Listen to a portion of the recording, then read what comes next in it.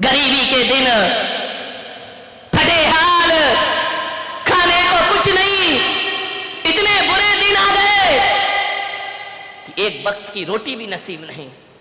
सुशीला पत्नी ने कहा, क्यों ये गरीबी के दिन भोगता है, द्वार द्वार भटकता है, 2 वक्त की रोटी नहीं मिलती है। एक काम कर, जा द्वारिकाधीश के पास जाकर के अपनी गरीबी बताना। उसने कहा, तू पागल हो गई? वो मेरे बचपन का बाल सखा, उसे जाकर के गरीबी के दिन बताऊं? भूखा मर जाऊंगा, लेकिन दोस्त को जाकर के हाल नहीं दिखाऊंगा। मैं कुछ नहीं मांग सकता उससे, ये मेरी दोस्ती निस्वार्थ दोस्ती है। मैंने आज तक अपने दोस्त से कुछ मांगा नहीं, मैं कुछ भी नहीं मांगूंगा। पत्नी ने कहा, तुम्हारा दिमाग खराब है, तुम गरीब हो, वो सम्राट है। अरे चले तो जाओ, एक बार मिल तो लो, एक बार देख तो लो।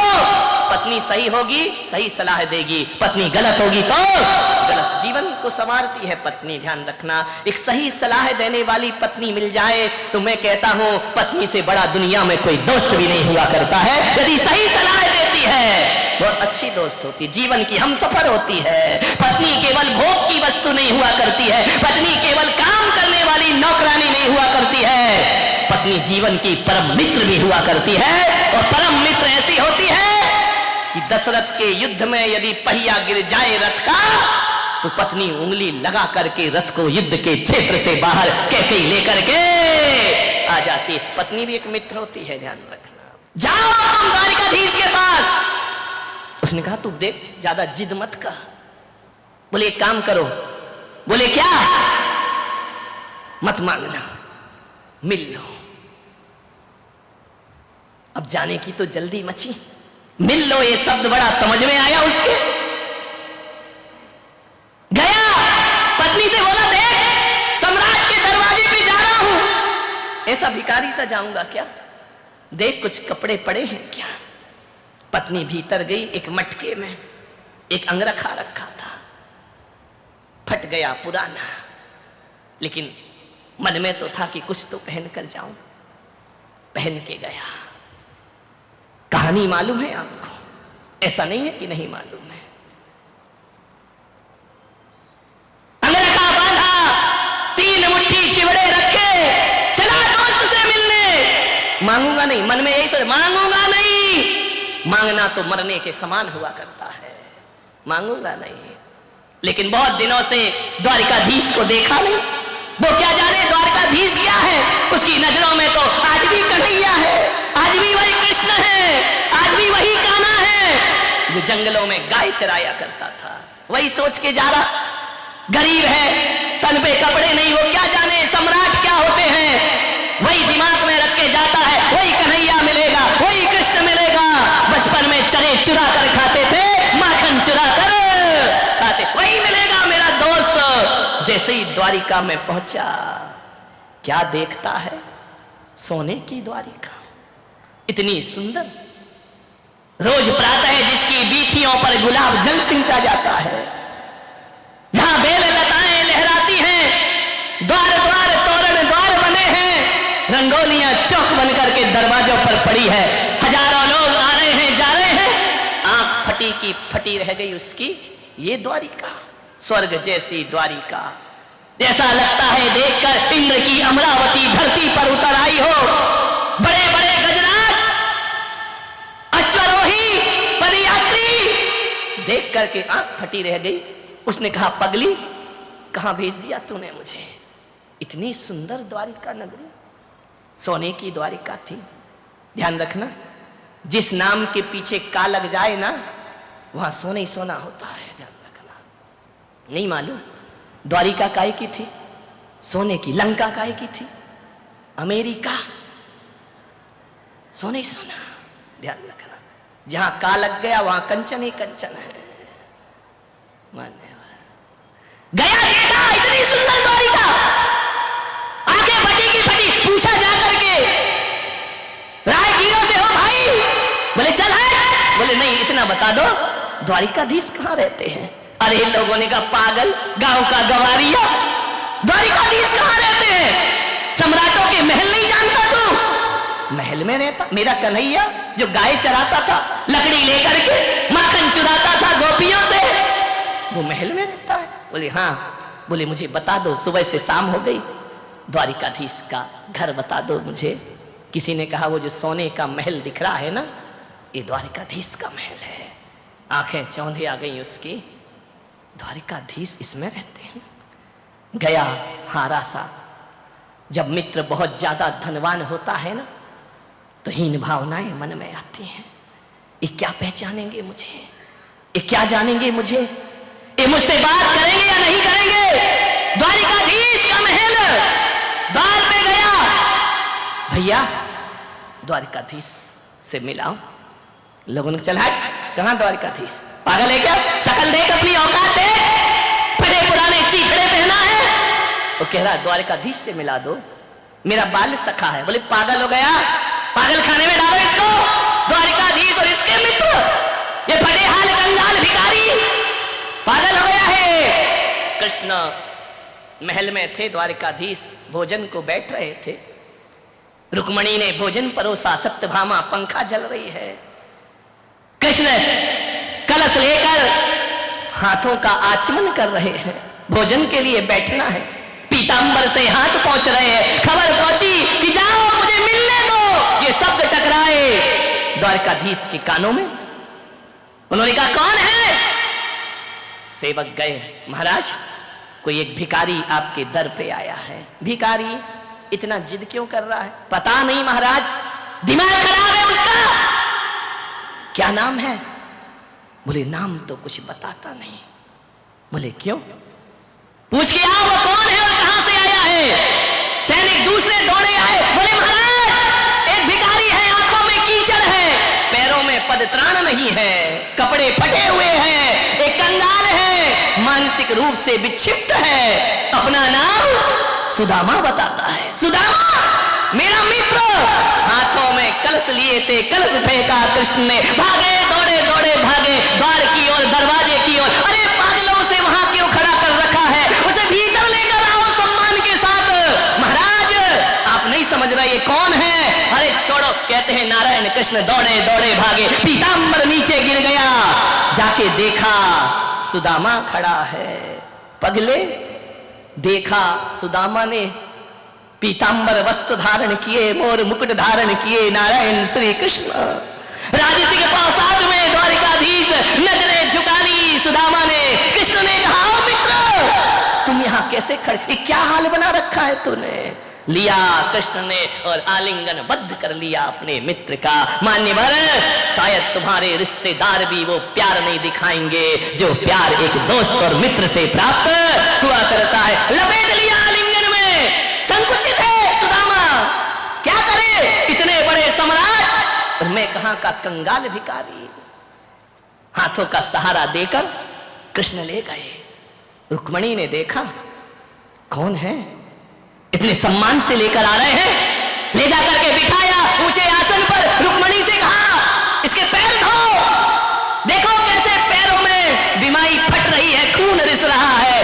पागल कहीं का, पदत्राण भी नहीं पहनता है। कलश से पैर धोए, संकुचित है सुदामा। ऐसे भी कोई दोस्त होते हैं दुनिया में, ऐसे भी कोई मित्र होते हैं दुनिया में। पैरों को अपने दुपट्टे से पोंछ रहे नारायण कृष्ण, आंखों से आंसू गिरा रहे। पगले ये क्या हाल तेरा है, ये क्या परिस्थिति बना ली तूने। चल स्नान कर। स्नान कराया, गुलाब की पंखुड़ियों के जल से स्नान कराया, सुगंधित लेप लगाए। ये कैसा दीनहीन जीता है तू, मेरा मित्र होकर। कुछ नहीं बोला अभी तक सुदामा, एक शब्द भी नहीं बोला। प्रेम जहां मुखर होता है ना, तो शब्द मौन हो जाया करते हैं। कुछ नहीं बोल रहा। तू इतना लजाया सा क्यों है, तू इतना संकुचित क्यों है पागल? देखना मित्र के घर इतने वर्षों के बाद तूने याद किया है मुझे, कहां था तू? कुछ नहीं बोला, मौन है। भोजन परोसा। कृष्ण ने कहा शादी कर ली? सिर हिला दिया हाँ। अरे मित्र दो ही, विवाह कर लिया और मुझे याद नहीं किया।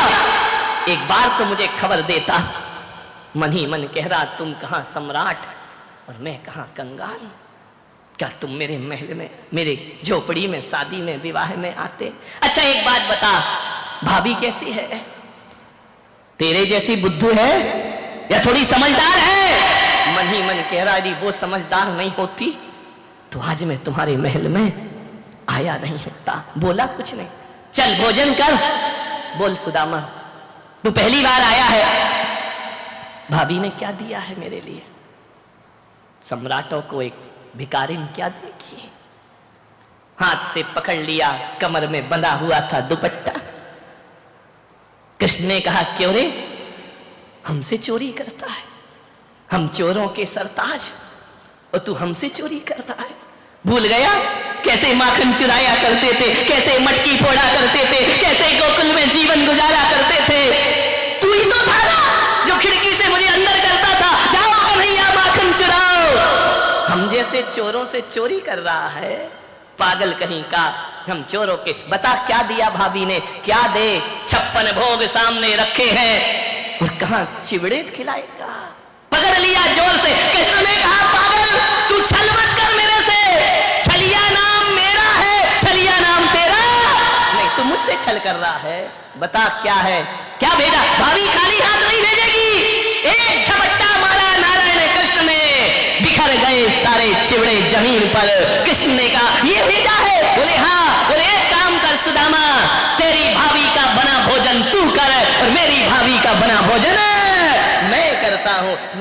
सुदामा ने कहा नहीं कन्हैया, ऐसा मत करो, पहली बार शब्द निकले, ऐसा मत करो, मुझे शर्मिंदा मत करो। कृष्ण ने कहा पागल है क्या? ये देख मोहन भोग कर, ये 56 भोग कर। जमीन पर गिरे हुए चिवड़े नारायण कृष्ण ने उठाए, एक मुट्ठी खाई, आनंद आ गया, प्रेम बरस गया। दूसरी मुट्ठी खाई और भी आह्लादित हो गए कृष्ण। तीसरी मुट्ठी खाने लगे, रुक्मणी ने हाथ पकड़ लिया। ठहरो, सब कुछ आप ही ले लोगे तो हमारा क्या होगा? इतना प्रेम देखा सुदामा ने, इतना प्रेम, इतना प्रेम, इतना वात्सल्य, इतना स्नेह। मैं आपसे पूछता हूं, आपके रिश्तेदारों में भी इतना प्रेम नहीं मिलेगा जो एक मित्र को एक मित्र से प्यार मिला करता है। ध्यान रखिए कैसी रिश्तेदारी निभाई नारायण कृष्ण ने, कैसी मित्रता निभाई कृष्ण ने। रुक्मणी ने हाथ पकड़ लिया, ठहरो ना, सब इसे ही दे दोगे तो हमारा क्या होगा? सुदामा ने कहा कि मुझे दे कहां रहे हैं, ये तो जो 3 मुट्ठी चिवड़े लाए वो भी खा। रुक्मणी ने कहा नहीं प्रभु, हमारा भी ध्यान रखो। 1 दिन हुए, 2 दिन हुए, 10 दिन हुए। सुदामा सोच रहा है कि कृष्ण कहेंगे कुछ ले लो, गरीबी मिटा लो। कन्हैया भी काहे को बोलने वाले हैं। बहुत एक से एक कपड़े पहनाए, आभूषण दिए, भोजन कराया, महीने भर हो गए। अब मन तो हो रहा है कि वो पगली क्या कर रही होगी, लेकिन कृष्ण से विदा कैसे लूं? यदि मैं विदा हूंगा तो ये कुछ देने वाले और मांगना मेरे सुख। मैं मांगूंगा तो बिल्कुल नहीं इनसे, सम्राट से। स्वाभिमान से जीते थे सुदामा। एक दिन कृष्ण ने कहा क्यों रे, तू यहां मौज मस्ती कर रहा है महल में, भाभी की याद नहीं आती? रोज आती है, तो जाता क्यों नहीं? अकेली पड़ी है ना वो, जाता क्यों नहीं है? सुदामा ने कहा जाऊं? बोली जाओ। जाऊं? अरे जाना भाई, कितनी बार पूछेगा, तू आज ही चला जा। सुदामा ने कहा यार यूं तो बड़ी बड़ी बातें कर रहे थे, मेरा मित्र, मेरा बाल सखा, मेरे ये, और अब कह रहे हैं जा। तो बोले मैं जाऊं? कन्हैया समझ गया कि जाऊं जाऊं जाऊं जाऊं बार बार क्यों बोला जा रहा है, कि जैसा आया वैसे ही जाऊं। बोले पागल जा। फिर मुड़ मुड़ के देखता दरवाजे से, शायद अब द्वारिकाधीश बोल दे कि तू ये ले ले, अपनी गरीबी मिटा दे। मैं जाऊं क्या? अरे तू जाता क्यों नहीं है? चल तुझे दरवाजे तक छोड़ के आता हूं। जैसे ही गए दरवाजे पे छोड़ा, बड़े नाटक कर रहे थे, आंसू बहा रहे थे, पैर में खून रिस रहा है तो दुपट्टे से पोंछ रहे थे। जाते समय एक रथ से छुड़वा देते, पैदल जाऊंगा उतनी दूर। रास्ते भर संदेह से भरा सुदामा पलट पलट करके देख रहा है, मन में शंकाएं पैदा हो रही हैं कि अमीरों से कभी दोस्ती नहीं करना चाहिए। कैसा कन्हैया, तूने बचपन में भी छला और अभी भी छला, महीने भर बहुत खिलाया पिलाया, जाते समय एक मोहर भी नहीं दी। कहा था उस पागल से मत भेज, महीने भर से इंतजार कर रही होगी, भूखी मर रही होगी, मन में ऊहा पोह लेकर जा रहा है। चलते गया चलते गया चलते गया, पैदल गया, कोई गाड़ी नहीं कोई वाहन नहीं। जैसे ही पहुंचा द्वारिका में, क्या देखता है, द्वारिका से जैसे ही पहुंचा अपने झोपड़ी के पास बड़े बड़े महल खड़े हुए हैं। उसने कहा ऐसा तो नहीं कि मैं रास्ता भूल गया। फिर द्वारिका वापस आ गया। उसने गांव वालों से पूछा ये कौन सा गांव है? अरे ये तो देखो कितना बड़े महल, यहां पर हजारों लोग, ये तो झोपड़ा था, ये तो गांव था। मैं रास्ता भटक गया हूं, मुझे मेरे गांव का रास्ता बता दो। ये लगता है मैं 1 महीने चला फिर द्वारिका में वापस आ गया। लोगों ने कहा सुदामा ये अपना ही गांव है। बोले अपना कैसे हो सकता है, यहां तो झोपड़ी झोपड़ी थी, यहां तो खाने के लाले पड़े थे। मेरी पत्नी कहाँ है? एक महल के झरोखे में खड़ी है पत्नी सुशीला।